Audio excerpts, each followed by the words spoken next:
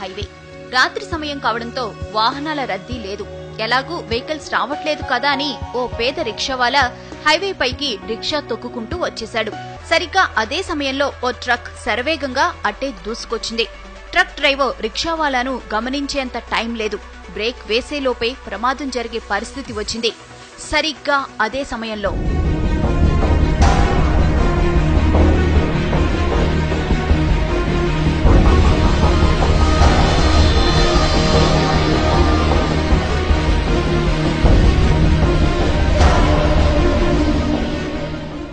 ఇది జరిగిన ఘటన. ట్రక్ డ్రైవర్ ఖచ్చితంగా ప్రమాదం జరిగిందని, తాను ఎవరినో గుద్దేశానని భావించి గబగబా ట్రక్ దిగి వచ్చాడు. అటూ ఇటూ అంతా చూశాడు. ఎక్కడా ఏమీ లేదు. ప్రమాదం జరిగిన ఆనవాళ్లు లేవు. అసలక్కడ ప్రమాదం జరిగితే కదా.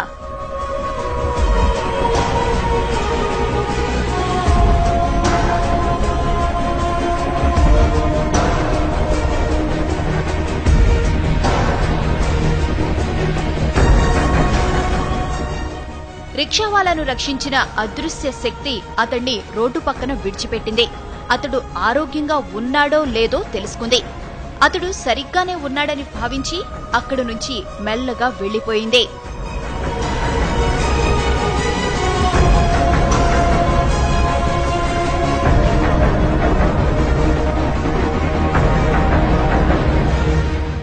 ఇంతకీ ఆమె ఎవరు? అంత వేగంగా ఎలా వచ్చింది? ప్రమాదం జరగకుండా ఎలా అడ్డుకోగలిగింది? ఆమె రాగానే మెరుపు ఎందుకు వచ్చింది? ఇలా ఎన్నో అనుమానాలు, ఎన్నో అంతుచిక్కని ప్రశ్నలు.